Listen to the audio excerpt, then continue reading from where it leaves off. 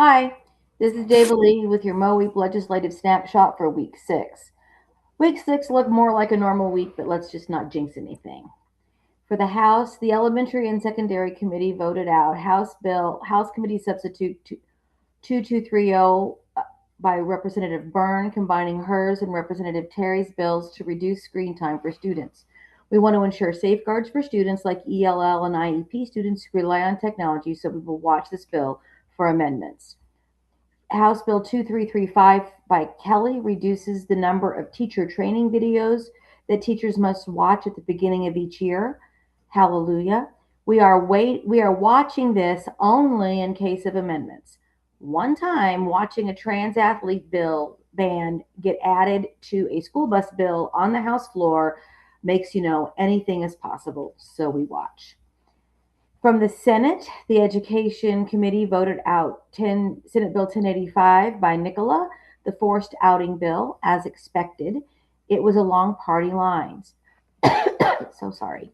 The committee also heard Senate Bills 1194 Ben Brown and 1653 Trent, which are accountability bills grading districts A through F based on outcomes, and then they give more funding to districts receiving A's, which would mean the struggling schools getting F's would get less funding, falling even further behind. The funding is backwards. These bills are modeled after the self proclaimed Southern Surge from Mississippi, Louisiana, and Arkansas. Every pushback regarding outside factors impacting outcomes like hunger and poverty was countered with, well, these states are poor and they make it work. Regarding the upside down funding, the bill sponsor said that money isn't the answer to all problems. I'd like to note that his party eagerly gives public money to non public schools, so it seems it depends on who wants the money. We opposed the bill as written, echoing previous witnesses' testimony, and then focused ours on the mandatory retention policy for third graders that do not meet grade level expectations. This bill took over an hour to get through. Most of the testimony was in support of the bill. The chair then heard two other bills that were not monitoring before getting to the one we were waiting for. Senate Bill 1238 by Representative Schroer, requiring the teaching of the positive impacts of religion on American history. It is modeled after a measure named for Charlie Kirk that is now moving through the Ohio legislature. His introduction stated this bill is bringing truth back to to American history education.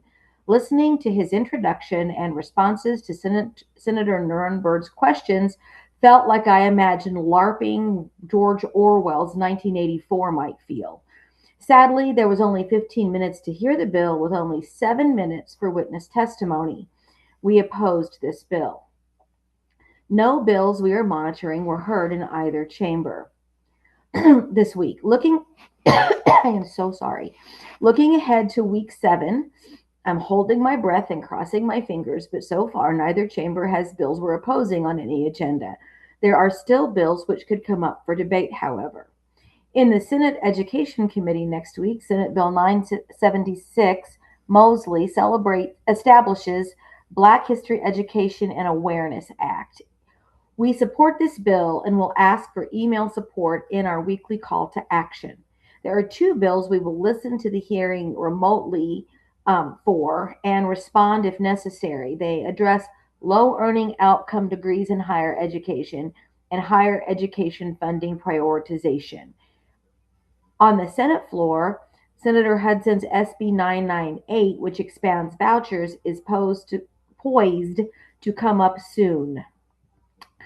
So for now, let's just tiptoe softly and not look next week directly in the eye. I fear I may have said too much already, thus jinxing things, but fingers crossed. Let's just get to next week. Thank you so much.